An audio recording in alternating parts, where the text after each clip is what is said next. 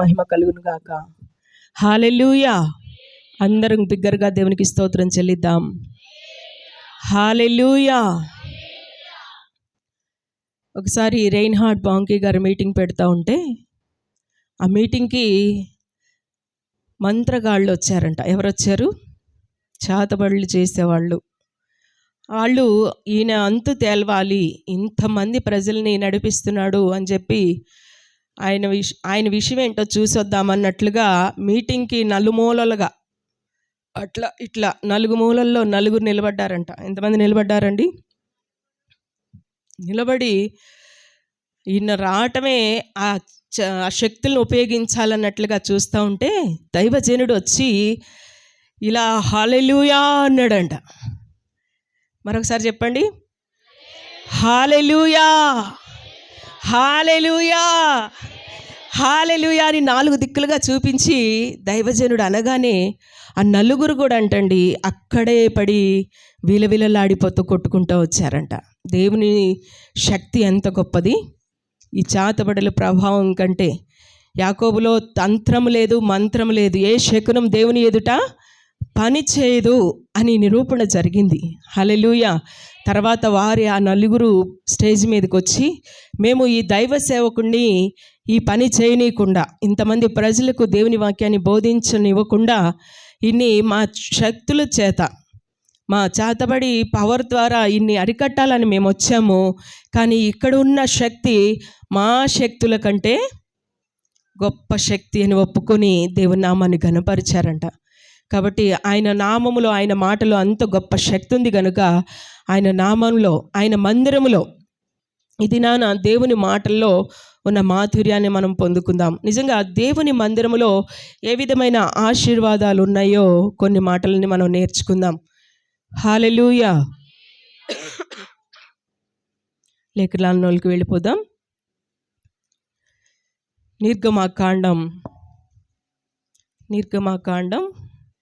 40వ అధ్యాయము. దేవుని మందిరములో ఏ విధమైన శ్రేష్టమైన ఆశీర్వాదాలు ఉన్నాయో వాటన్నిటినీ మనం ధ్యానం చేసుకుని ఆయన నామాన్ని ఘనపరచుదాం.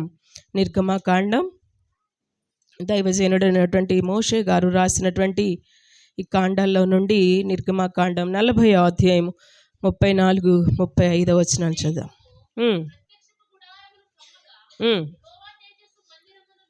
హల్లెలూయా. అప్పుడు మేఘము ప్రత్యక్షపు గుడారమును కమ్మగా. ఆది దినాలలో మోషే దైవ సేవకుడుగా ఉన్నటువంటి దినాల్లో దేవుడే కోరుకున్నాడు, నాకు ఒక ప్రత్యేకమైన స్థలం కావాలి, నేను ఆ స్థలంలోనికి దిగివచ్చి మీతో మాట్లాడుతూ వస్తాను అని దేవుడు కోరుకున్నాడు. ప్రత్యక్ష గుడారాన్ని, నా కొరకు ప్రత్యేక స్థలాన్ని కోరుకున్నప్పుడు దేవుడు ఆ ప్రత్యక్ష గుడారంలోనికి వచ్చి మోషే గారితో మాట్లాడుతూ ఉంటే ఆ విషయాలను తీసుకొచ్చి ప్రజలకు తెలియచేసే స్థలం అన్నమాట. మోషే గారితో మాట్లాడడానికి దిగి రాగా మేఘములో నుండి ఆయన దిగి వచ్చినప్పుడు గుడారమును కమ్మగా యెహోవా తేజస్సు మందిరమును నింపెను. ఆ మేఘము మందిరము మీద నిలుచుట చేత, హల్లెలూయా, దేవుని మందిరములో ఏముంది? దేవుని తేజస్సు ఉంది, దేవుని యొక్క మహిమ ఉంది. ఆ మేఘము దేవుడు మన మధ్యలోనికి దిగి వచ్చినప్పుడు గొప్ప తేజస్సుతో నింపబడుతుందంట. నింపబడినప్పుడు మరి దేవుని తేజస్సు, దేవుని మందిరంలోనికి రానండి అనే పాటలో చాలా విలువైన అర్థాలతో కూడిన భావాలు ఉన్నాయి. ఆ పాటను పాడి దేవుని నామాన్ని ఘనపరచుదాం ఒకసారి.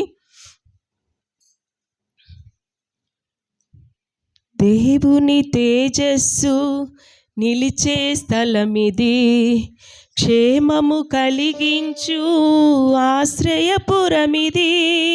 దేవుని నిలిచే స్థలమిది, క్షేమము కలిగించు ఆశ్రయపురమిది. శ్రమల వలన చింతలైనా, శత్రువుతో చిక్కులైనా, శ్రమల వలన చింతలైనా, శత్రువుతో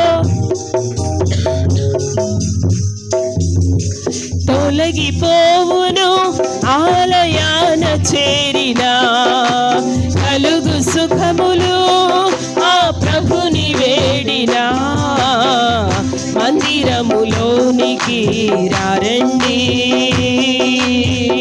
వందనీయుడేసుని చేరండి మందిరములోనికి రారండి వందనీయుడేసుని చేరండి. సత్యము బోధించు దేవుని బడి, సత్యము బోధించు దేవుని బడి ప్రేమను చాటించు మమతల గుడి. అందరం ఒప్పుకుందాం దేవుని సన్నిధిలో. బోధించు దేవుని బడిది ప్రేమను చాటించు మమతల గుడిది. శ్రమల వలన చింతలైనా శత్రువుతో చిక్కులైనా శ్రమల వలన చింతలైనా శత్రువుతో చిక్కులైనా తొలగిపోవును ఆలయాన చేరిన కలుగు సుఖములు ఆ ప్రభుని వేడినా మందిరములోనికి రండి వందనీయుడేసుని చేరండి. శాంతి ప్రసాదించు దీవెన గృహమిది స్వస్థత కలిగించు అమృత జలనిధి. శాంతి ప్రసాదించు దీవెన గృహమిది స్వస్థత కలిగించు అమృత జలనిధి. కలసడని రోగమైనా ఎదను తొలిచే వేదనైనా కుదుట పడని రోగమైనా ఎదను తొలిచే వేదనైనా తొలగిపోవును ఆలయాన చేరిన కలుగు సుఖములు ఆ ప్రభును వేడినా మందిరములోనికి రండి వందనీయుడేసుని చేరండి మందిరములోనికి రండి వందనీయుడేసుని చేరండి. కలవరమైనా కలతలు ఉన్నా కలవరమైనా కలతలు ఉన్నా తొలగిపోవును ఆలయాన చేరిన కలుగు సుఖములు ఆ ప్రభును వేడినా మందిరములోనికి రండి వందనీయుడేసుని చేరండి. హల్లెలూయా. దేవుని మందిరములో ఆయన తేజస్సు దిగి వచ్చే స్థలం. దేవుని మందిరం అంటే దేవుని తేజస్సు ఆయన మహిమతో దిగి వచ్చే స్థలం. దేవుడు మనుష్యుడు కోల్పోయినటువంటి మహిమను మరలా తిరిగి పొందుకునే స్థలం దేవుని మందిరం అంటే. ప్రవక్త అయినటువంటి యెషయా గారు చాలా విలువైన మాటలు 6వ అధ్యాయంలో రాస్తాడు. ఆయన చూస్తున్నాడట రాజైన ఉజ్జియా 6వ అధ్యాయంలో యెషయా గ్రంథం 6వ అధ్యాయంలో కొన్ని మాటలు మనం చదివితే అక్కడ దేవుని మందిరములో ఏముందో రాస్తున్నాడు.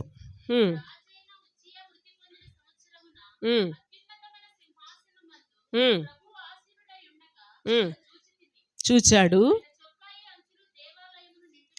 దేవుని మందిరం అంతా కూడా దేవుని యొక్క చొక్కాయి అంచుల చేత దేవాలయం అంతా కూడా నింపబడి ఉంది. ఆయనకు పైగా శరాపులు నిలిచి ఉన్నారు. ఆ శరాపులు ఎలా ఉన్నారంట? 6 రెక్కలతో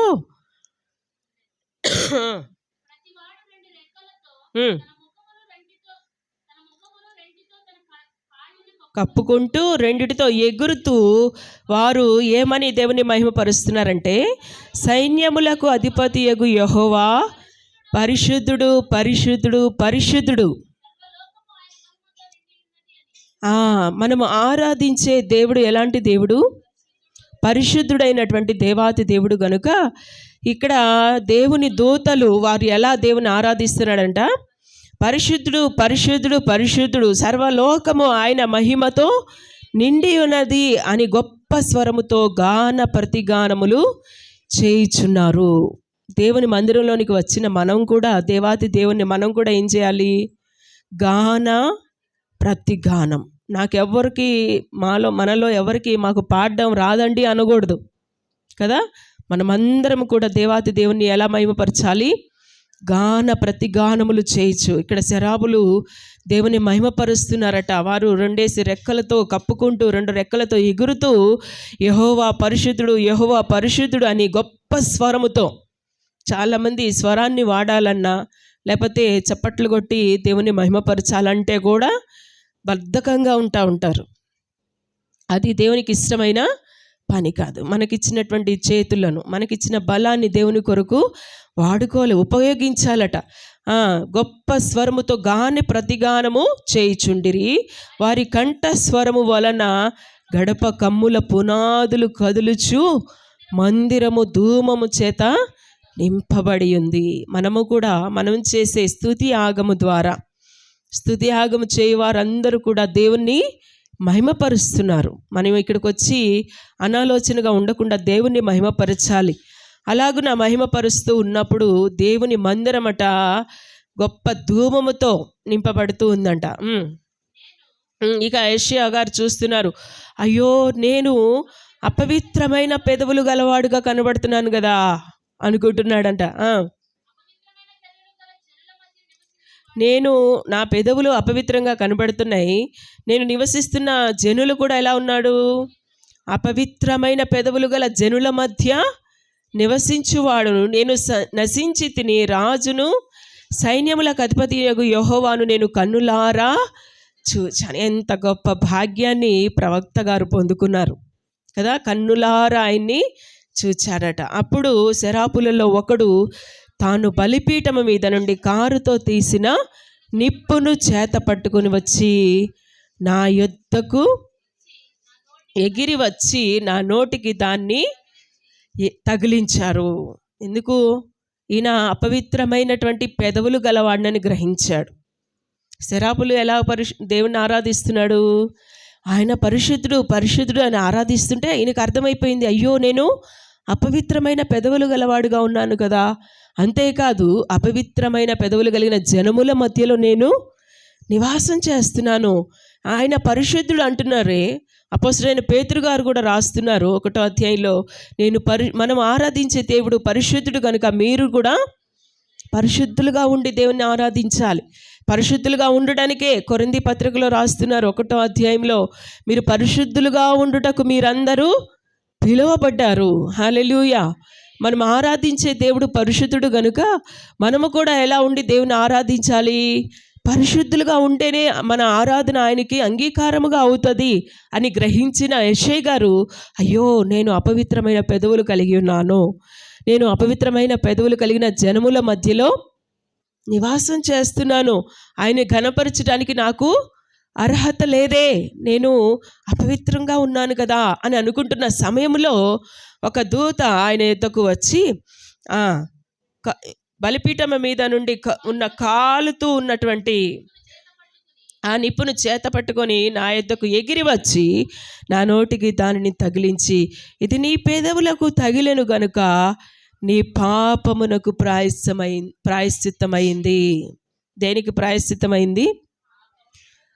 నిజంగా ఈ పాపలోకములో జీవిస్తున్న మనము కూడా, నాలో ఏ పాపము లేదు అని అనడానికి ఎవరికి కూడా అర్హత లేదు.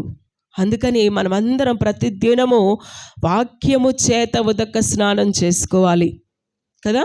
వాక్యము అగ్ని వంటిది.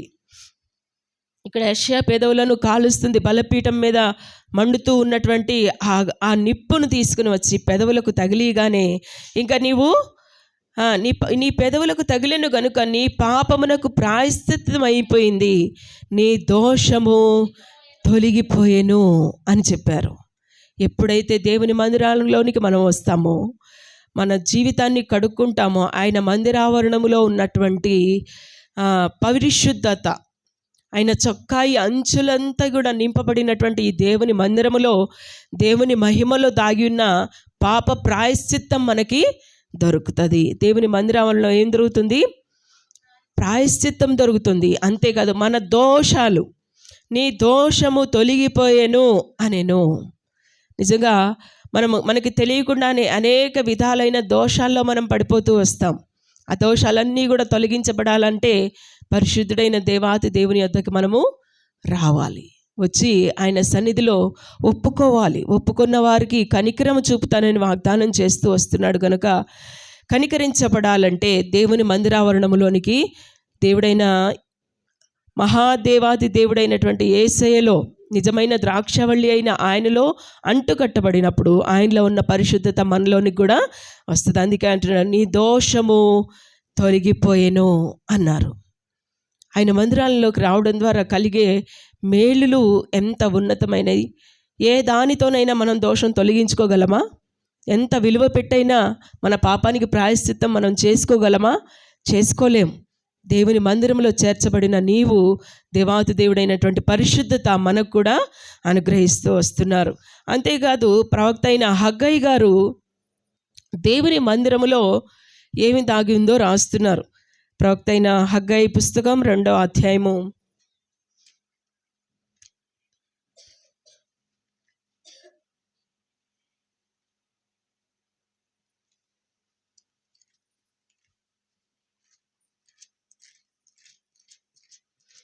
2వ అధ్యాయము 9వ వచనం.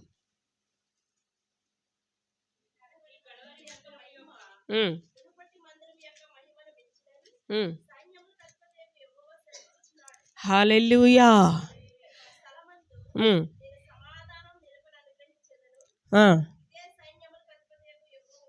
హల్లెలూయా. ఇక్కడ మొట్టమొదటిగా మనం నేర్చుకున్నాం, దేవుని తేజస్సు నిలిచే స్థలం. దేవుని తేజస్సు అంటే ఆయన కన్ను దృష్టి నిలిచే స్థలం, గుర్తుపెట్టుకోనండి. ఇంకొకటి రెండవది ఏం నేర్చుకున్నాం? పాపానికి ప్రాయశ్చిత్తం దొరికే స్థలం. దేవుని మందిరం అంటే ఏంటి? అందరూ కూడా నేర్చుకోవాలి, చెప్పాలి. ఒకటి, దేవుని తేజస్సు నిలిచే స్థలం, ఆయన మహిమతో దిగివచ్చే స్థలం కదా, అంటే ఆయన కన్ను దృష్టి నిలిచే స్థలం. రెండవదిగా పాపమునకు ప్రాయశ్చిత్తం దొరికే స్థలం. అంతేకాదు, మన తరతరాల దోషాలు తొలగిపోయే స్థలం. హల్లెలూయా.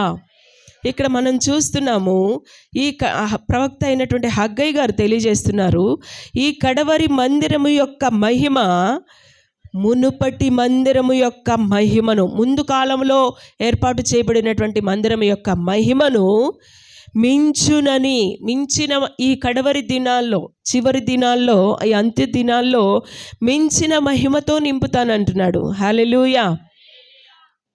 మించిన మహిమను మించునని సైన్యములకు అధిపతియగు యెహోవా సెలవిచ్చుచున్నాడు, ఈ స్థలమందు నేను సమాధానాన్ని అనుగ్రహిస్తానంటున్నాడు. నిజంగా ఏ విధమైన సమాధానం మనకు కావాలి? ఆయన శాంతి సమాధానములకు అధిపతి. హల్లెలూయా. ఆయన మాటలను ఆనందించే భాగ్యాన్ని మనకిచ్చారు. ఆయన అంటున్నారు, ఈ స్థలములో నేను సమాధానాన్ని నిలుపుతాను. ఎవరైతే ఏ భయంకరమైన పరిస్థితిలో, ఏ కలవరాల్లో వస్తున్నారో ఆ కలవరాల్లో నుండి గొప్ప విడుదల, సమాధానం ఇస్తారట. అంతేకాదు, అనేక ప్రశ్నలు మన హృదయాల్లో ఉంటాయి. ఈ పరిస్థితిని నేను అధిగమించగలనా? ఈ సమస్యను నేను జయించగలనా అనే ప్రశ్నలు ప్రతి ఒక్కరికి వస్తూ ఉంటాయి. వాటన్నిటికీ ఏమి ఇస్తాడంట? ఈ స్థలంలో సమాధానం ఇస్తారు, విడుదల ఇస్తాడు, నెమ్మదిని ఇస్తాడు, సంతోషాన్ని ఇస్తాడు. హల్లెలూయా. ఆయన శాంతి సమాధానములకు అధిపతి అయి ఉన్నాడు. ఆయన ఆశ్చర్యకరుడైన దేవుడు. ఆయన ఆలోచన కర్త. నీకు ఆలోచన చెప్పి నీవు నడవవలసిన మార్గాన్ని బోధిస్తాడు. నీకు ఉపదేశం చేస్తానంటున్నాడు. దేవుని సేవకులు ఈ స్థలంలో నిలబడి ప్రతి వారం కూడా అనేక విలువైన ఉపమానాలతో అనేక విలువైన ఉపదేశముతో దేవుడు మాట్లాడుతూ వస్తున్నప్పుడు ఆయన స్వరాన్ని నువ్వు గుర్తుపట్టగలగాలి. మాట్లాడేది ఎవరైనా ఆ మాట ఎవరిది? దేవాతి దేవునిది గనుక ఆ దేవునిలో ఉన్నటువంటి దేవుడు తెలియజేసిన ప్రతి మాట, ఈ మాట నా కొరకే అని మనం అంగీకారంగా తీసుకోవాలి. ఈ స్థలమందు సమాధానాన్ని ఇస్తానంటున్నారు. ఏ విధమైన సమాధానం ఇస్తాడు? ప్రతి ప్రశ్నకు సమాధానం, ప్రతి ఆందోళనకి నెమ్మది, సమాధానం దొరుకుతుంది. ప్రతి కలవరంలో నుండి విడుదల దొరికే స్థలం. హల్లెలూయా. దేవుని మందిరంలోనికి వచ్చినప్పుడు ప్రసంగి రాసినటువంటి జ్ఞాని అయిన సొలొమోను గారు అంటాడు, నీవు దేవుని మందిరమునకు వెళ్ళినప్పుడు, చదవండి ఆ మాటలు,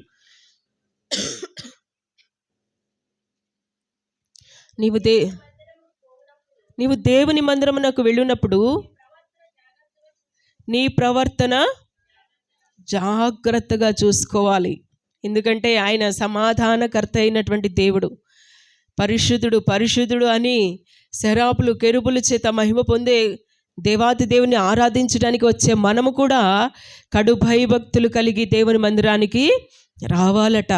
అంతేకాదు ప్రవర్తన అంతటిని, మన క్రియలను, మన ప్రవర్తనను ఆయన ఆకాశము నుండి నరులందరినీ పరిశీలన చేసి చూస్తున్నానని తెలియజేస్తున్న దేవాతి దేవుడు ఇక్కడ మాట్లాడుతున్నా. నీవు దేవుని మందిరమునకు పోవునప్పుడు నీ ప్రవర్తన చాలా జాగ్రత్తగా చూసుకోవాలి, చాలా కేర్ఫుల్గా చూసుకోవాలి. ఎందుకు? బుద్ధిహీనులు అర్పించినట్లుగా బలులు అర్పించుట కంటే సమీపించి ఆలకించుట శ్రేష్ఠ. మనం అర్పించే బలులు ఆయనకి అవసరం లేదు. ఎందుకంటే మనమే ఆయన చేసుకున్నటువంటి సొత్తైన జనం. నీవిచ్చే బలుల కన్నా నీవు దేవునికి చాలా చాలా ముఖ్యం, దేవునికి చాలా ఇష్టం. ఎందుకు? ఆయన పోలికలో మనందరినీ చేసుకున్నాడు గనుక. అందుకని దేవుడు చూస్తున్నాడట. దేవుడు అంటున్నాడు, నీవు సమీపించి ఆలకించుట శ్రేష్టం. ఏం ఆలకించాలి? ఆయన మాటలను శ్రద్ధగా ఆలకించాలి. శ్రద్ధగా వినడంలో గొప్ప ఆశీర్వాదాలు ఉన్నాయి. శ్రద్ధగా వినుట వలన ఐశ్వర్యవంతులు అవుతారట. దేవుని మాట వింటే చాలు శ్రేష్టమైన ఆశీర్వాదాలని అనుగ్రహిస్తానంటున్నాడు. నువ్వు శ్రద్ధగా దేవుని మాట వింటే చాలు. నువ్వు శ్రద్ధగా వినేవారిని ఏలుబడి చేసేవారుగా చేస్తాను అంటున్నాడు. ఎంత గొప్ప దేవుని వాగ్దానాలు వాక్యంలో రాయబడుతూ వస్తున్నాయి. నువ్వు శ్రద్ధగా వింటే చాలు నీకు స్వస్థత కలుగుతుంది. నిన్ను స్వస్థపరచు యెహోవాను నేనే.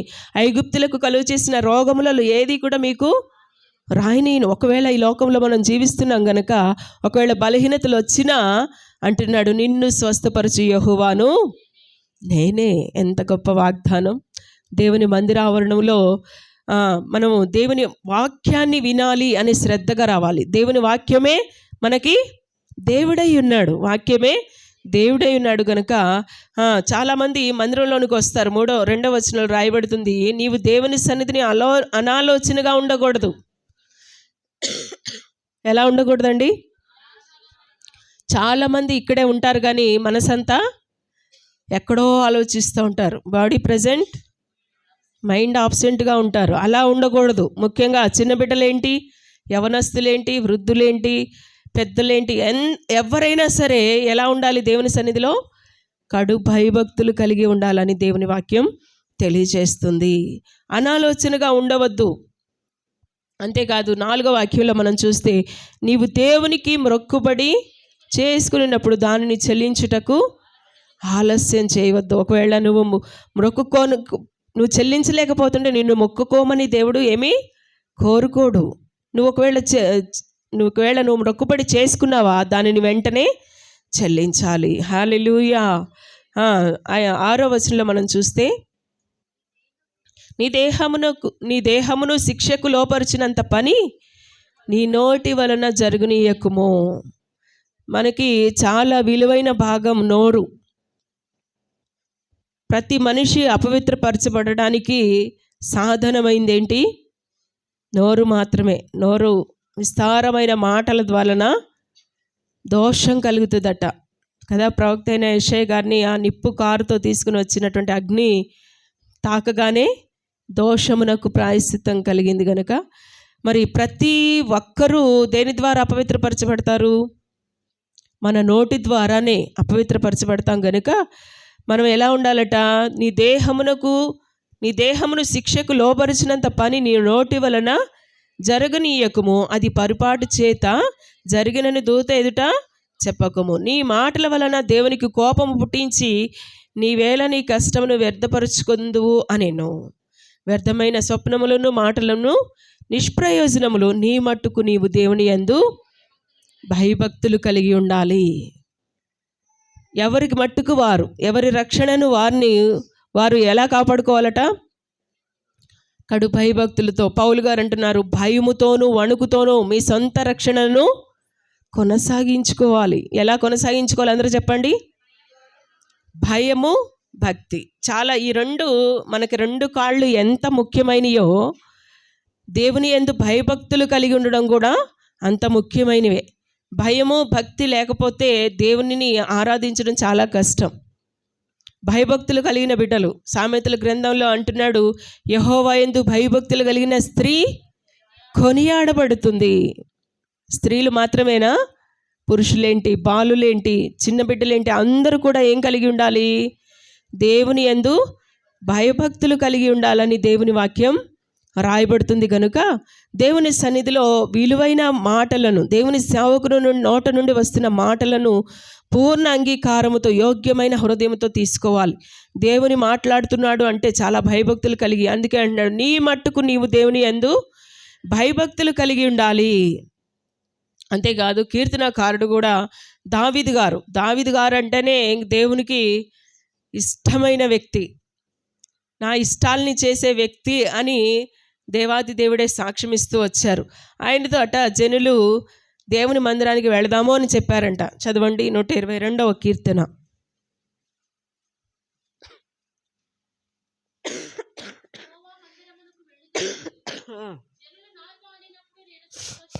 హల్లెలూయా. దావీదు గారు అంటున్నారు, యెహోవా మందిరమునకు వెళ్ళుదాము అని జనులు నాతో అనినప్పుడు నేను, అబ్బా ఎంత సంతోషం కలిగింది. చాలామందికి ఈ వారం శుక్రవారం ప్రార్థనకి వెళ్ళాలి అంటే ఎంతమందికి సంతోషం? చేతులు ఎత్తండి. శుక్రవారం ప్రార్థనకు వచ్చేవాళ్ళే చేతులు ఎత్తాలి కదా. వారంలో మనం ఎందుకు ఇన్ని మార్లుగా కూడుకుంటున్నాము? మంగళవారం స్త్రీల కూడికని చెప్పండి, బుధవారం వీధి కూడికలని, తర్వాత శుక్రవారం ఉపవాస ప్రార్థన అని, శనివారం యవనస్తుల కూడికని. ఇన్ని విధాలుగా మనం ఎందుకు కూడుకుంటున్నాం? హెబ్రీ గ్రంథకర్త అన్నాడు, మీరు సమాజముగా కూడుకొనుట మానవద్దు, ఆ దినములు సమీపించుచున్న కొలది. చదవండి మా మాట. హెబ్రీ పత్రిక 10వ అధ్యాయంలో అనుకుంటా. హల్లెలూయా. సమాజముగా కూడడం మానవద్దు. కొందరు మానేస్తున్నారు, మీరు మానవద్దు అని సంఘానికి హెచ్చరిక చేస్తున్నారు. అపోస్తలుల ద్వారా రాయబడిన మాట ఏంటంటే, కొందరు మానుకొనిచున్నట్లుగా సమాజముగా కూడడం మీరు మానక ఒకరిని ఒకరు ఏం చేసుకోవాలి? హెచ్చరించుకోవాలి. ఆ దినము, ఏ దినము? ప్రభు దినం రాబోతుంది, చాలా సమీపముగా ఉంది కనుక ఆ దినము సమీపించిన కొలది మరి ఎక్కువగా కూడి రావాలి. దేవుడు ఏం కోరుకుంటున్నాడు? మరి ఎక్కువగా కూడుకోవాలి. చాలామంది ఇళ్ళు కదిలి మందిరానికి రావాలంటే ఎంత కష్టమో. ఇంట్లో రుచికరమైనటువంటి టిఫిన్లు, తర్వాత లంచ్ ప్రిపరేషన్స్, తర్వాత డిన్నర్ ప్రిపరేషన్స్, వీటిలో రుచికరమైనటువంటి స్నాక్స్లు. ఈ మధ్య నేను విన్నాను, ఒక టిఫిన్ చేయట్లేదంట ఈ మధ్య జనాలు. ఎన్ని టిఫిన్లు చేస్తున్నారు? 2 టైప్స్ ఆఫ్ టిఫిన్స్. ఒకే టిఫిన్ ఇష్టపడట్లేదట.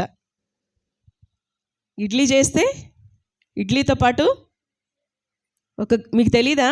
వినలేదా ఈ మధ్య? ఇడ్లీతో పాటు ఒక గారె ఉండాలంట, లేకపోతే ఒక బోండా ఉండాలంట. మీలో లేరు ఎవరు? ఈ మధ్య కాలంలో నేను కూడా విని చాలా షాక్ అయ్యాను.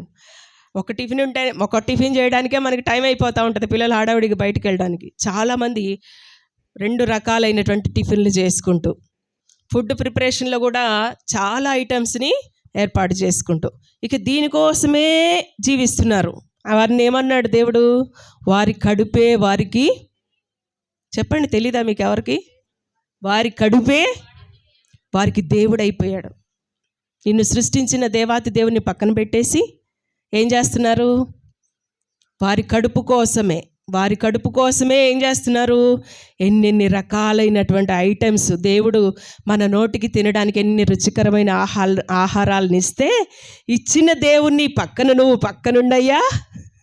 ఇవన్నీ నేను చెప్తున్నది ఏమన్నా అబద్ధమా? యథార్థంగా నిజమే చెప్తున్నాను కదా. ఇచ్చావు నీవు, మరి మేము ఇన్ని చేసుకోవాలంటే మాకెక్కడ టైం సరిపోతుంది? నువ్వు పక్కనుండు, నీ మందిరానికి మమ్మల్ని రమ్మంటావు, ఎలాగా మేము రావాలి అని చెప్పి కిచెన్కే పరిమితం అయిపోతున్న వాళ్ళు లేరా? నిజంగా నేను ఈ మాటలను ఆలోచించినప్పుడు నా హృదయం నాలో చాలా మండిందండి. నిజంగా అందరూ సొంత కార్యాలని చూస్తున్నారు, అందరూ సొంత పనులనే, వారి సంపాదన కోసమే జీవిస్తున్నారు. కానీ యేసుక్రీస్తు వారి కార్యాలని చూసేవారు లేరు. అందుకనే ప్రవక్త అయినటువంటి యెషయా నేను ఎవరిని పంపించాలని అంటే నేను వెళ్తాను అని మాట్లాడతాడు. దోషకునికి ప్రాయశ్చిత్తం అయిన తర్వాత ఆయన పని చేసేవారు ఎంతమంది ఉన్నారు? దేవుని మందిరానికి రావాలంటే ఎంత వేదన, ఎంత బాధపడుతూ వస్తారు. ఆయన కొరకు, ఆయన మనందరి కొరకు పరమును విడిచి మనలాగా మనలను ప్రేమించి ఈ లోకానికి వచ్చిన దేవాతి దేవునికి నువ్వు ఎంతగా విలువిస్తున్నావు కదా. దేవుని పని చేయాలి అనే భారం ఈ రోజైనా దేవాతి దేవుడు మీ హృదయాల్లో పెట్టునుగాక. హల్లెలూయా. ఎంతో భారంతో నేను ఆలోచన చేస్తూ వచ్చినప్పుడు నా హృదయం చాలా మండింది. అవును కదా ప్రభువా, మా బిడ్డల కోసం, మా కోసమే మేము ఎంత సమయాన్ని వెచ్చిస్తున్నాం. నీ పని చేయడానికి మేము కొంత సమయాన్ని కూడా వెచ్చించలేకపోతున్నాం అని దేవుని పాదాల దగ్గర నేను వేడుకున్నాను. అంతేకాదు, ఈ విషయాలు మీ అందరికి కూడా తెలియచేయాలి అనేది పరిశుద్ధ ఆత్మదేవుడు నా హృదయంలో పెట్టిన ఒక ఉద్దేశం, అంతే కదా. లేకపోతే దేవుని కొరకు ఎంత సమయాన్ని ఇస్తున్నారు? మన యవన బిడ్డలైనా సరే ఫోన్ చూడడానికి ఎంత సమయాన్ని ఉపయోగిస్తారో దేవుని గణపరచడానికి అంత సమయం ఇస్తున్నారా? ఇవ్వలేరు. దేవుడు అంటున్నాడు, దేవుని కొరకు, నా కొరకు పని చేసేవారు కావాలి. కోతంతో విస్తారంగా ఉంది, పనివారు కొద్దివారుగా ఉన్నారు. కొద్దిమందిగా ఉన్నారు కనుక దేవుని కొరకు ప్రతిష్ఠిత కలిగిన జనాలు కావాలని దేవుడు కోరుకుంటూ వస్తున్నాడు అనమాట. అందుకే ఇక్కడ కీర్తనకారుడు అన్నాడు 122వ అధ్యాయంలో, యెహోవా మందిరమునకు వెళ్ళుదాము, జనులు నాతో అనినప్పుడు నేను సంతోషించాను. ఎందుకంటే ఈయన దేవుని మందిరములోనే ఉండాలి అని ఒక వరంగా కోరుకుంటున్నాడంట. 27వ కీర్తనలో 4వ వచనంలో అంటున్నాడు, చదవండి.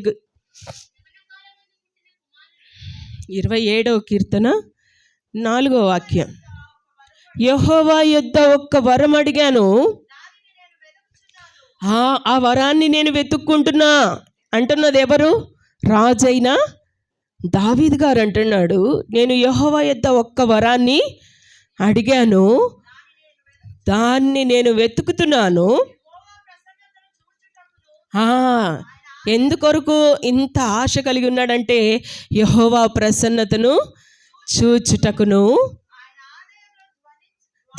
ధ్యానించుటకును, ఆయన ఆలయములో చేరి ధ్యానించాలని, యెహోవా ప్రసన్నత పొందుకోవాలని. దేవుని మందిరంలో ఏముందండి? దేవుని ప్రజెన్స్ ఉంది. ఇక్కడ దేవుని ప్రసన్నతను చూడాలని ఆయన ఆలయములో ధ్యానించాలని. నిజంగా దేవుని వాక్యాన్ని ఎంతమంది ధ్యానిస్తారు? చదవడం మాత్రం కాదు కదా. చదవడం ఒక ఎత్తు అయితే దేవుని వాక్యాన్ని ధ్యానించడం అనేది దాని పైమెట్టు. ఇంకా చదివే స్థితిలోనే ఉన్నారా? కాదు. దేవుని వాక్యాన్ని ధ్యానించే అనుభవంలోనికి మనము వెళ్ళాలి. అలాంటి ఉన్నతమైన అనుభవంలోనికి దేవాతి దేవుడే మనందరినీ నడిపించునుగాక. హల్లెలూయా. ఈయన అంటున్నాడు, జనులందరూ నాతో దేవుని మందిరానికి వెళదాము అని చెప్పినప్పుడు నేను సంతోషించాను. అక్కడ దావీదు గారు అంటున్నాడు, నా జీవిత కాలం అంతయు నేను యెహోవా మందిరములో నివసించాలి అని ఒక వరాన్ని నాకు ఈ ప్రభువా అని దేవుని యొద్ద కోరుకుంటున్నాడంట. ఆ వ్యక్తి అంటున్నాడు, నేను సంతోషించి వారితో వెళ్ళినప్పుడు 122వ కీర్తన అంతా కూడా దేవుని మందిరములో నాటబడాలని, దేవుని మందిరంలో మన పాదాలని స్థిరపరచుకోవాలని, ఆయన స్థిరపరచుకున్న మనం దేవుని యొద్ద నేర్చుకోవాలి అనే విషయాలు 122వ అధ్యాయంలో దేవుని మందిరాన్ని గురించి రాయబడి ఉన్నాయి. చకచకా మాటలు కూడా చదువుదాం. యెరూషలేమా, మా పాదములు నీ గుమ్మములలో నిలుచుచున్నవి. అంటే మన పాదాలని దేవుని మందిరావరణంలో ఏం చేసుకోవాలి? స్థిరపరుచుకోవాలి. నిలబడ్డం అంటే కాదు కదా. యెహోవా మందిరంలో నాటబడిన వారై నీతిమంతులు. చదవండి ఆ మాట, 92వ కీర్తన.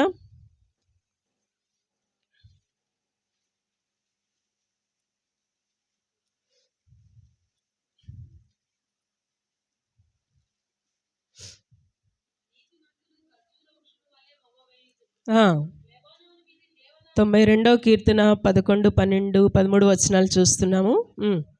12, 13. నీతిమంతులు ఖర్జూర వృక్షము వలె మోవవేయుదురు, లెబానోను మీది దేవదారు వృక్షము వలె వారు ఎదుగుతారు. యెహోవా మందిరములో నాటబడిన వారై వర్ధిల్లుతారు. ఎవరు నాటబడతారు? ఎవరు స్థిరపరుస్తారట? నీతిమంతులుగా మార్చబడిన వారిని దేవుని మందిర ఆవరణంలో దేవుడు ఏం చేస్తాడు? నాటుకుంటాడు. యెహోవా మందిరంలో నాటబడిన వారై వారు మన దేవుని ఆవరణములో వర్ధిల్లుతారు. వర్ధిల్లింప చేయాలంటే నీ పాదాలని ఎక్కడ స్థిరపరచుకోవాలి? యెరూషలేమా. యెరూషలేమా అంటే ఏంటి? దేవుని సంఘం. స్వరక్తం ఇచ్చి సంపాదించినటువంటి సంఘములో మన పాదాలని ఏం చేసుకోవాలంట? స్థిరపరచుకోవాలి. మా పాదములు నీ గుమ్మములలో నిలుచుచున్నవి అంటే స్థిరపరచబడ్డాయి. యెరూషలేమా, బాగుగా కట్టబడిన పట్టణము వలె నీవు కట్టబడి ఉన్నావు. నీవు స్థిరపరచుకుని ఉన్నప్పుడు నిన్ను బాగుగా కట్టేది దేవాతి దేవుడే. హల్లెలూయా. యెహోవా నామమునకు ఇశ్రాయేలీయులకు నియమింపబడిన శాసనమును బట్టి యెహోవా నామమునకు కృతజ్ఞతాస్తుతులు చెల్లించుటకై వారి గోత్రములు, యెహోవా గోత్రములు అక్కడికి ఎక్కువెళ్ళును. దేవుని మందిరానికి వచ్చిన తర్వాత మనం చేయాల్సిన పని ఏంటి? అందరూ నేర్చుకోవాలి మాటలు కదా. దేవుడు మన ఎడల చేసినటువంటి మేళ్ళన్నిటిని బట్టి ముందుగా దేవుని మందిరంలోనికి వచ్చి, ప్రభువా ఈ గడిచిన వార దినాలన్నిటిలో ఎంతో కృపనిచ్చావు, నీకు కృతజ్ఞతాస్తుతులు అని దేవునికి చెల్లించడాలట. అచ్చట న్యాయము తీర్చుటకై సింహాసనములు, దావీదు వంశీల సింహాసనములు స్థాపింపబడి ఉన్నవి. ఇక్కడ మనుషులు కాదు న్యాయం చేసేది. ఎవరు న్యాయం చేస్తారు? దేవాది దేవుడే. ఆయన నీతి కలిగిన న్యాయాధిపతి. మనుషులైతే ముఖాలు చూసి చేస్తారేమో కానీ న్యాయం చేసే టైంలో దేవాది దేవుడు ఎలాంటి న్యాయం చేస్తాడు? ఆయన నీ యథార్థతను బట్టి, నీ హృదయాన్ని బట్టి ఆయన చక్కగా నీకు న్యాయం చేసే దేవుడు. ఆయన న్యాయం చేస్తాడట. దేవుని మందిరంలో న్యాయం దొరుకుతుంది నీకు. 6వ వచనం. ప్రార్థన చేయాలి. సంఘం కొరకు, దేవుని మందిరంలో చేర్చబడిన కుటుంబాలన్నిటి కొరకు అందరూ కూడా ప్రార్థించాల్సిన బాధ్యత ఉంది కదా. కొంతమందికేనా? కానే కాదు, అందరం కూడా సంఘం యొక్క అభివృద్ధి కొరకు ప్రార్థన చేయాలి. సేవకుల యొక్క ప్రాణాల కొరకు ప్రార్థన చేయాలి. అంతేకాదు అనేక స్థలాలకి వెళ్ళి దేవుని సువార్త ప్రకటిస్తున్న దైవ సేవకులందరి కొరకు మీరంతా ఏం చేయాలి? ప్రార్థన చేయాలి. యెరూషలేమా యొక్క క్షేమము కొరకు ప్రార్థన చేయడి. యెరూషలేమా, నిన్ను ప్రేమించు వారందరూ హల్లెలూయా. ఎవరైతే సంఘాన్ని ప్రేమిస్తారో, యథార్థ హృదయంతో సంఘములు దైవ సేవకులకి లోబడతారో, సంఘంలో చెప్పబడుతున్న దేవుని ప్రతి మాటకు ఎవరైతే విధేయత చూపిస్తారో వారు ఏమవుతారు? వర్ధిల్లత అక్కడ నుండే ప్రారంభమవుతుంది. దేవుని సన్నిధిలో నీ పాదాలని స్థిరపరచుకోవాలి. ఎలా స్థిరపరచుకోవాలి? నీతిమంతులు ఖర్జూర వృక్షము వలె, యెషయా గ్రంథంలో అంటాడు, వారి వేరు లోతుగా తన్ని పైకి ఎదిగి ఫలిస్తారట. హల్లెలూయా. వారి వేరు ఎంత లోతుగా స్థిరపరచబడుతుందో. సంఘములో అనేక శ్రమలు, ఇరుకులు, ఇబ్బందులు ఎదురవుతానే ఉంటాయి. అయినా కూడా నీవు కదిలిపోకూడదు. దేవుని మందిరంలో ఎలా నాటుకోవాలి? లోతుగా నాటబడి పైకి ఎదిగి, వేరు లోతుగా నాటబడితేనే పైకి చెట్టు కూడా ఎదిగి ఫలిస్తుంది. కనుక అలాంటి శ్రేష్టమైన ఫలాలు మనమందరం ఫలించుదుముగాక. హల్లెలూయా. చాలా చాలా విలువైన మాటలు మాట్లాడుతున్నారు ఇక్కడ. యెరూషలేమా, నిన్ను ప్రేమించువారు వర్ధిల్లుతారు, నీ ప్రాకారములలో నెమ్మది కలుగును. దేవుని సన్నిధిలో ఏం కలుగుతుంది? ఇందాక సమాధానం కలుగుతుంది అన్నారు, ఇక్కడ ఏం కలుగుతుంది? నెమ్మది దొరుకుతుంది. దేవుని సన్నిధిలో కలవరపడిపోయిన నీ హృదయానికి, ఆందోళన చెందిపోయిన మన జీవితాలకి దేవుడేమిస్తాడట? ఒక నెమ్మదిని ఇస్తానంటున్నాడు. నీ నగరులలో క్షేమముండునుగాక. ఎక్కడ మనకి క్షేమము లేదండి. నిజంగా బయటికి వెళ్ళిన వారు క్షేమంగా తిరిగి వస్తారని నమ్మదగిన దినాలు కాదు. చాలా భయంకరమైనటువంటి యాక్సిడెంట్స్ మనం చూస్తున్నాం. బస్సులో కర్నూలు దిగుతారు అనుకున్నారు, కానీ వాళ్ళు అగ్గిపాలైపోయారు. నిజంగా రూపాలు కూడా చూసుకోవడానికి లేకుండా ఏమైపోయారండి. మన పాస్ట్ గారు అంటే కర్నూలు మీటింగ్స్కి వెళ్ళిపోతూనే ఉంటారు, అదే బస్సులలో ప్రయాణం చేస్తూనే ఉంటారు. కానీ దేవుని మహాకృప ద్వారానే క్షేమం మనకు కలుగుతుంది. అందుకే అంటున్నాడు, యెరూషలేమా, నిన్ను ప్రేమించి వారు వర్ధిల్లుతారు, నీ ప్రాకారములలో నెమ్మది కలుగుతుంది, నీ నగరులలో, నీ కుటుంబములో క్షేమం కలుగుతుంది. దేవుని మందిరంలోనికి వచ్చి దేవుని మాట విని దేవునికి లోబడిన వారందరికీ దేవుడే ఏమంటున్నాడు? క్షేమాన్ని ఇస్తాను అంటున్నారు. హల్లెలూయా. 56వ అధ్యాయం యెషయా గ్రంథం 56వ అధ్యాయం 7వ వచనంలో కూడా దేవుడు అంటున్నాడు, నా ప్రార్థనా మందిరంలో వారిని ఆనందింప చేస్తాను. చదవండి యెషయా గ్రంథం. నీకు క్షేమము కలుగుతుంది, నిన్ను వర్ధిల్ల చేస్తానన్న దేవుడే ప్రవక్త అయిన యెషయా గారి ద్వారా నా ప్రార్థనా మందిరంలో వారిని ఏం చేస్తాడట? ఆనందింప చేస్తాడు.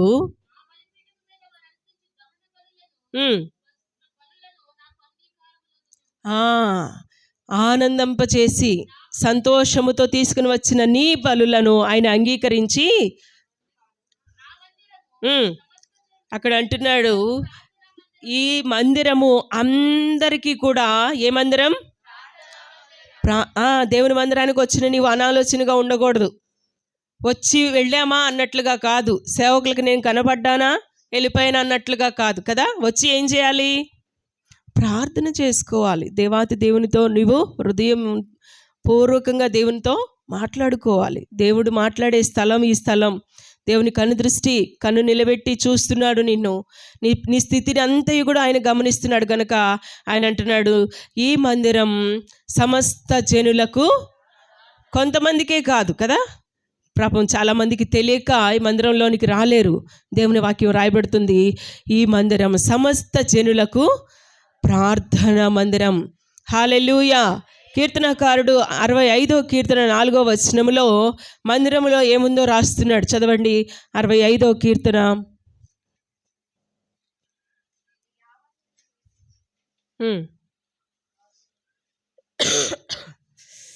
4వ వచనం.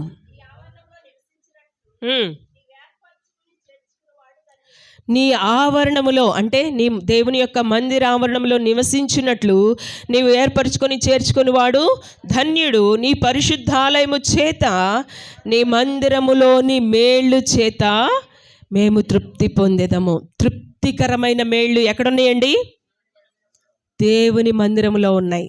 నిన్ను తృప్తిపరచగలిగినటువంటి ఆశీర్వాదాలు ఎక్కడి నుండి దొరుకుతాయి? దేవుని మందిర ఆవరణంలో మాత్రమే దొరుకుతాయి. కనుక దేవుని మందిరంలో నాకు మేలు దాగి ఉంది. నేను ఈరోజు దేవుని మందికి వెళ్ళడం వలన, మరొక చోట అన్నాడు 84వ కీర్తన 10వ వచనంలో, ఒక్క దినము ఆయన మందిర ఆవరణంలో నివసించుట 1000 దినాల కంటే శ్రేష్టమైన ఆశీర్వాదాలు ఉన్నాయి. ఒక్క దినము. ఎన్ని దినాలు మనం వస్తున్నాం? దేవుని సేవకుల ద్వారా మీరు మీ సమయాన్ని వ్యర్థం చేసుకోకూడదని ఇన్ని విధాలుగా దేవుని మందిరాలు ప్రార్థనా కూడికలు ఏర్పాటు చేస్తే ఎంతమంది ఎన్నిసార్లు పాల్గొంటారో అన్ని కంటే 1000 దినాల కంటే కూడా 1000 గంటలు ఇక్కడ కలిపామనుకోండి, అన్నిటి రెట్టింపులైన శ్రేష్టమైన దీవెనలు మనము పొందుకొని వెళ్తాం అంటున్నాడు. చదవండి 84వ కీర్తన 10వ వచనం. దేవుని ఆవరణములో ఒక్క దినము గడుపుట 1000 దినాల కంటే కూడా శ్రేష్టము.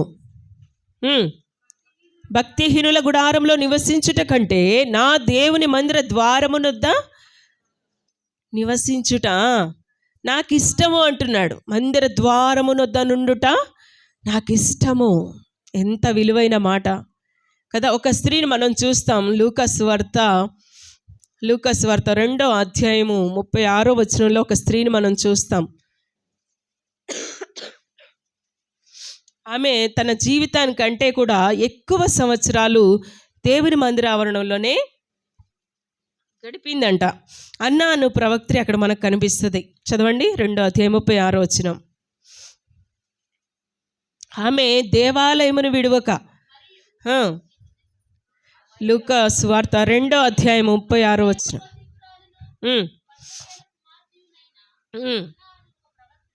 ఆషేరు గోత్రంలో నుండి ఈ అన్నా అనే ప్రవక్త్రి దేవుని మందిరంలో జీవిస్తుందంట. దేవాలయమును విడువక ఈమె ఏం చేస్తుంది?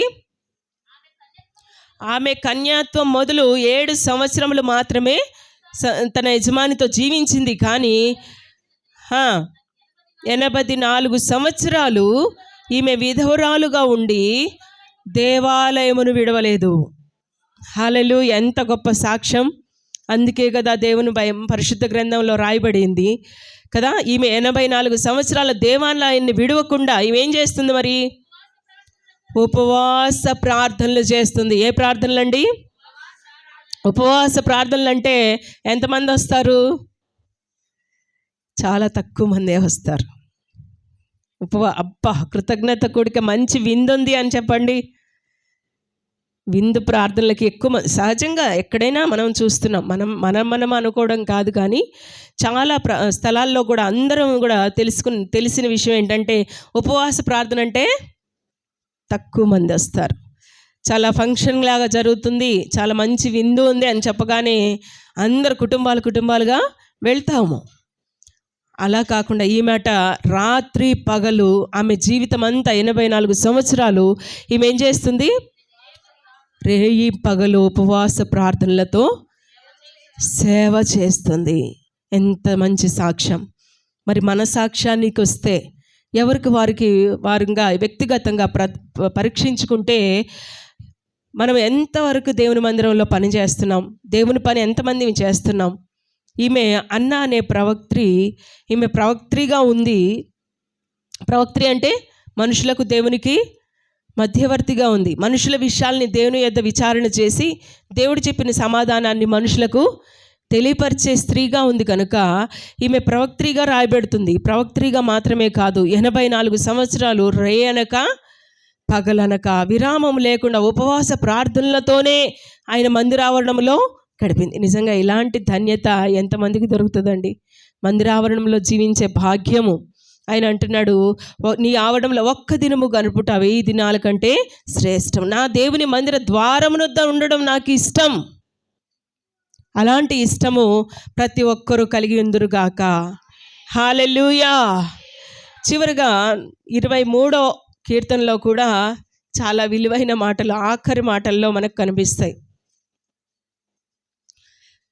చదవండి 23వ కీర్తన. మనకు అందరికి బాగా తెలిసిన కీర్తనే. చివరి మాటల్లో అంటాడు, ఆయన అంటున్నాడు, నేను బ్రతుకు దినములన్నిటను కృపాక్షేమాలు. ఎవరైతే దేవుని మందిరావరణములో ఉంటారో, యెహోవా కాపరిగా కలిగి ఉంటారో, యెహోవా నా కాపరి. ఎవరైతే నిజంగా ఆయన్ని కాపరిగా కలిగి ఉంటారో వారు ఎలా ఉంటారట? నేను చిరకాలము యెహోవా మందిరంలోనే నివాసం చేస్తాను అని రాస్తున్నారు. కోరహు కుమారులు కూడా చాలా విలువైన మాటలు రాస్తున్నారు. 42వ కీర్తన 1-2 వచనాల్లో మనం చూస్తే, ఒక దుప్పి నీటి వాగుల కొరకు ఎంతగా ఆశపడుతుందో దేవా నీ కొరకు నా ప్రాణము ఆశపడుచున్నది, నా ప్రాణము తృష్ణగొనుచున్నది. ఎవరి కొరకు తృష్ణగొనుచున్నది? అబ్బా, ఇలాంటి తృష్ణ మనమందరం కూడా కలిగిందము గాక. హల్లెలూయా. ఎవరి కొరకు? జీవము కలిగిన దేవుని కొరకు తృష్ణగొనుచున్నది. అబ్బా, ఈ మాటలు కూడా మనకు అవసరం. వాళ్ళు అంటున్నారు, దేవుని సన్నిధికి నేనెప్పుడు వస్తాను, నేనెప్పుడు ఆయన సన్నిధిని నేను ఎప్పుడెప్పుడు కనపడతానని తృష్ణ వారికి కలుగుతుందంట. నిజంగా అలాంటి ఆశ మనకుంటే వారంలో ఎక్కడ కూడిక ఏర్పాటు చేసినా కంపల్సరిగా దేవుని సన్నిధికి వెళ్ళిపోతాం. మన పనులన్నిటినీ సకాలంలో ముగించుకొని దేవుని కొరకు సమయాన్ని కేటాయించుకుంటాం కదా. కోరహ కుమారులు అంటున్నారు, దుప్పి నీటి వాగుల కొరకు ఆశపడినట్లుగా దేవా నా ప్రాణము నీ కొరకు ఆశపడుచున్నది, నా ప్రాణము తృష్ణగొనుచున్నది. ఎందుకొరకు తృష్ణగొనుచున్నదంట? జీవము కలిగిన దేవుని కొరకు తృష్ణగొనుచున్నది. దేవుని సన్నిధిని నేను ఎప్పుడు వస్తాను, ఆయన సన్నిధిలో నేను ఎప్పుడు కనబడతాను. నిజంగా నువ్వు కనబడుతున్నావా? ఆదివారం టు మరలా ఆదివారమే కనబడుతున్నావా? వీటి రోజుల్లో కనబడట్లేదు కదా. ప్రతిరోజు కూడా దేవునికి నువ్వు కనబడాలంటే ఖచ్చితంగా దేవుని సన్నిధికి వెళ్ళాల్సిందే. దావీదు గారు అన్నాడు, యెహోవా యొద్ద నేను ఒక్క వరం అడిగాను, నా జీవితకాలం అంతయు నేను యెహోవా మందిరములో నివసింపగోరుతున్నాను, నా జీవితకాలం అంతయు కూడా నేను దేవుని మందిరంలో నివాసం చేస్తానని కోరుకుంటున్నాడు. అలాంటి కోరిక మనమందరం కూడా కలిగి ఉండాలి. మరొక్క మాట చివర్లో, దేవుని యందు భయభక్తులు కలిగి ఉండడం అంటే చాలా వివరణ నేను కొన్ని మాటలు రాసుకున్నాను, చెప్తాను. దేవుని యందు భక్తి కలిగి ఉండడం అంటే దేవుని మీద సంపూర్ణంగా ఆధారపడడం. చెప్పండి అందరూ. సంపూర్ణంగా దేవుని మీద ఆధారపడాలి. నీకున్న ధనం వైపు ఆధారపడకూడదు, నీకున్న యజమాని వైపు ఆధారపడకూడదు, నీకున్న బంధు బలగం, నా వాళ్ళు నా వెనక చాలా బంధు బలగం ఉంది కనుక నేను వాళ్ళ మీద ఆధారపడితే వాళ్ళందరూ నాకు ఎంతైనా సహాయం చేస్తారు అని ఆధారపడితే అది భక్తి జీవితం కాదు. దేవుడు అందుకే నువ్వు ఎవరినైతే కోరుకుంటావో వాళ్ళతో నీకు వైరం పెట్టేస్తాడు. దేవుడే అన్నాడు కదా, తల్లికి పిల్లలకు అత్త కోడళ్ళకి ఏం చేస్తానన్నాడు? వైరం పెట్టేస్తాడు. ఎందుకు? మీరు నీకు నేను, నాకు నువ్వు అని భావన మనలో రాకుండా ఉండాలని దేవుడు ఏం చేస్తాడంట, ఎవరైతే ఒకరి మీద ఒకరు బెండ్ అవుతూ ఉంటారో, డిపెండ్ అవుతూ ఉంటారో వాళ్ళ మధ్యలో వైరం పెట్టేస్తాడు. ఎందుకు? నువ్వంతా దేవుని మీదే ఆధారపడాలి అనేది దేవుని ఇష్టం. దేవుని ఇష్టం ఏంటండి? నీకు నీవుగా పూర్తిగా దేవుని మీద ఆధారపడాలి. నీవు వెళ్ళి నీ భర్త మీద అనుకోకూడదు, ఆయన కూడా నీ మీద అనుకోకూడదు. అట్లా అని చెప్పేసి దూరంగా ఉండమని కాదు. కుటుంబ జీవితం దేవుడిచ్చిందే. దేవుడిచ్చిన భర్తకు నీవు లోబడాల్సిందే, భర్త నిన్ను ప్రేమించాల్సిందే. దేవుని కండిషన్ మాత్రం మనం నెరవేర్చాల్సిందే. కానీ పూర్తిగా ఎవరి మీద ఆధారపడాలి? దేవుని మీదే ఆధారపడాలి. అది భయభక్తులు కలిగిన జీవితం అంటే. విధులు జరిగించాలి. దేవుని శాసనాలు, ఆజ్ఞలు, విధులు చాలా ఉన్నాయి కదా. కండిషన్లు లేకుండా మనకి రూల్స్ రెగ్యులేషన్స్ అవన్నీ జరిగించకుండా సప్లై రాదు. మనం పొందుకోవాలంటే ఏం చేయాలి? ఆయన ఆజ్ఞలను, విధులను తప్పక అనుసరించి నెరవేర్చాలి, మన ద్వారా నెరవేర్చాలి. తప్పకుండా దేవుని మాటకు లోబడి ఉండాలి. అలాగే దేవుడు ఇచ్చిన ప్రతి దాన్ని బట్టి దేవునికి కృతజ్ఞతాస్తుతులు చెల్లించాలి. ఇచ్చిన వాటిని బట్టి ముందు పెట్టుకొని, చాలామంది బిడ్డల విషయంలో కోరుకున్నప్పుడు బిడ్డలను ఇస్తాడు, దేవుణ్ణి పక్కన పెట్టేస్తాం. అలా కాదు, ఇచ్చిన దేవుణ్ణి కూడా నమ్మకంగా మహిమపరచడం. అలాగ దేవునికి ఇష్టమైనటువంటి భయభక్తులు కలిగిన జీవితం కలిగిన వారిని దేవుడు సమృద్ధిగా ఆశీర్వదిస్తాడు. మరొక మాట 36వ కీర్తన 8వ వాక్యంలో ఆఖరి మాటగా మనం ఈ మాటను చదివి ముగిద్దాం. నీ మందిరము యొక్క, దేవుని మందిరంలో ఏముందంట? సమృద్ధి. అందరూ చెప్పండి గట్టిగా, బిగ్గరగా, హల్లెలూయా. ఏ విషయంలోనైనా నీకు సహాయం చేయగలిగిన శక్తి ఆయన మాత్రమే ఉంది. ప్రతి జీవి కోరికను ఆయన తృప్తిపరుస్తానని వాగ్దానం చేస్తున్నాడు. 36వ కీర్తన 8వ మాటలో, నీ మందిరము యొక్క సమృద్ధి వలన వారు తృప్తి నొందుతారు. నిజంగా ఈ దినాన్ని ఎవరికి వారు ప్రశ్న వేసుకోండి. ఏ కోణంలో అసంతృప్తిని కలిగి ఉన్నది, ఏ కోణంలో లోటుతో నీవు ఉన్నావు, వాటన్నిటి విషయంలో దేవుడు అంటున్నాడు, నీకు వాగ్దానం చేస్తున్నాడు, నీ మందిరము యొక్క సమృద్ధి వలన సంతృప్తి కలుగు చేస్తాడు. సంతృప్తికరమైన దీవెనలు నీవు పొందుకోవాలంటే మొట్టమొదటిగా ఆయన కనుదృష్టి కలిగినటువంటి స్థలములో దావీదు గారు అన్నట్లుగా, కోరాహు కుమారులు కోరుకున్నట్లుగా నేను ఎప్పుడు ఆయన సన్నిధిలో కనబడతాను, నా జీవితకాలం అంతయు ఎప్పుడు నేను ఆయన మందిరావరణలో జీవిస్తానని వరంగా అడిగారో అలాగున ఆశ కలిగి ఉండాలి, తృష్ణ కలిగి ఉండాలి. ఎప్పుడైతే ఆయన మందిరంలోనికి వస్తావో ఆయన కనుదృష్టి నీ మీదకి వస్తుంది. మందిరంలో దాగి ఉన్నటువంటి మహిమ నీవు పొందుకోగలుగుతావు. ఆయన తేజస్సుతో నింపుతాడు.